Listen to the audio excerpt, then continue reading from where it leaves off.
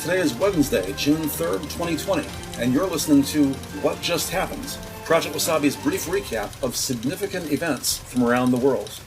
This podcast is about 7 minutes long.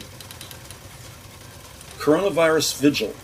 According to Johns Hopkins University, as of this morning, June 3rd, 2020, just in the United States alone, we have lost a total of 106,181 innocent souls, over 1,000 of whom just in the past 24 hours. With today more than a week after the unnecessary death of George Floyd, across the nation mass protests, which, defiant but largely peaceful, show no sign of letting up. Like many cities, large and small, starting this evening, Los Angeles is on curfew for a third consecutive night. There is no unnecessary travel from 10 p.m. tonight till 5 a.m. tomorrow morning.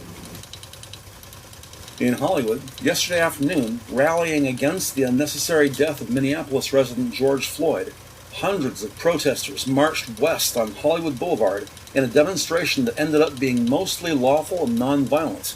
Protesters were seen shaking hands with police officers, and at one point, demonstrators chased away someone trying to graffiti on a building near Hollywood and Vine.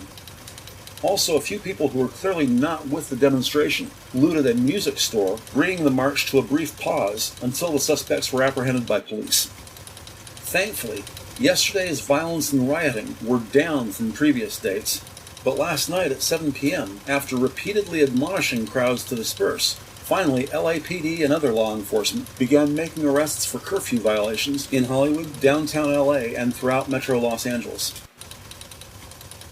Iowa politics. According to the Associated Press, Tuesday in the Republican primary, Iowa State Republican Senator Randy Feenstra defeated that state's incumbent GOP representative, Steve King, in Iowa's 4th District, ending Steve King's nearly 2-decade run in the House of Representatives. Presumably Steve King's biggest obstacle is his long history of racially insensitive, this podcaster would say bigoted, statements and behavior. Steve King's defeat by a fellow conservative increases the likelihood the heavily GOP district will remain in Republican hands. In the meantime, Feenstra will face off in November against Democrat J.D. Scholten, who's running for the seat for a second consecutive time and was unopposed in his party's contest.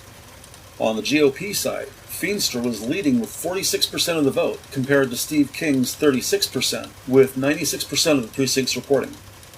Meanwhile, 1,000 miles southeast, Raleigh, North Carolina has been told President Donald Trump is seeking a new state to host this summer's Republican National Convention, as Governor Roy Cooper said he could not guarantee the event could be held in Charlotte without restrictions due to ongoing concerns over coronavirus. In his own version of the event, Trump announced the news via tweet, complaining the state governor refused to allow Republicans, quote, to occupy the arena as originally anticipated and promised. Because of NC Governor, we are now forced to seek another state to host the 2020 Republican National Convention, unquote.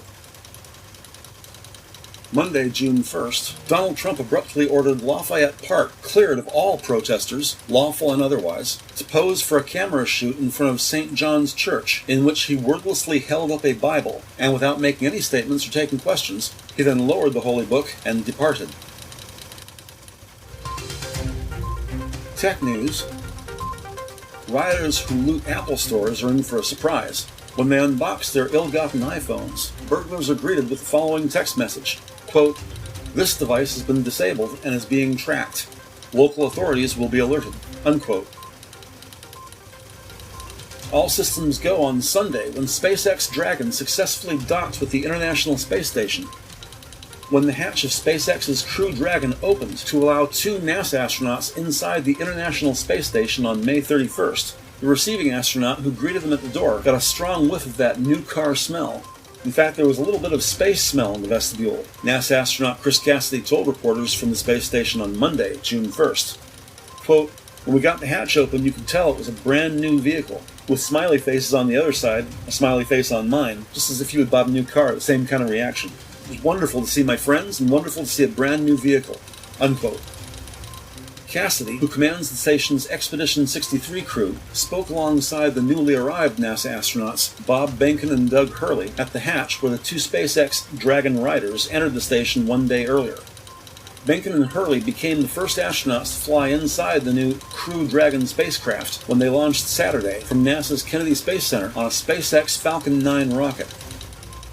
Dubbed Demo 2, this mission is the first manned test flight of the Crew Dragon spacecraft, following its unmanned Demo 1 last year. Happy birthday wishes are in order. Well known for his role on Law & Order UK as Crown Prosecutor George Castle, Scottish actor Bill Patterson turned 75 today. The primary special effects supervisor on the original Star Wars, John Dykstra, turned 73.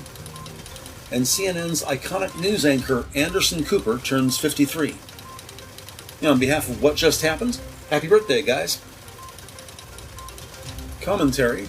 Antifa is, by definition, opposed to fascism. So is it any wonder Vladimir Putin wants them outlawed?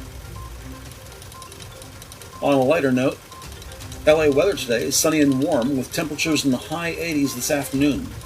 Then slightly cooler tomorrow as Thursday morning's clouds give way to afternoon sunshine with temperatures in the mid-80s Thursday afternoon. And suddenly much cooler as we head into the weekend with Friday and Saturdays in the low 70s. And while it's a little early to be sure, weather forecast says Sunday's temperatures should begin to heat up, starting the week with temps in the low 80s. You've been listening to What Just Happened from Los Angeles, California, podcasting daily at 2 p.m. on websites Facebook, YouTube, and Podomatic. What Just Happened is ProjectWasabi.com's brief recap of significant events from around the world. On behalf of Project Wasabi, this is Brian Newberry saying thank you for listening, stay healthy, salute, and we'll talk to you soon.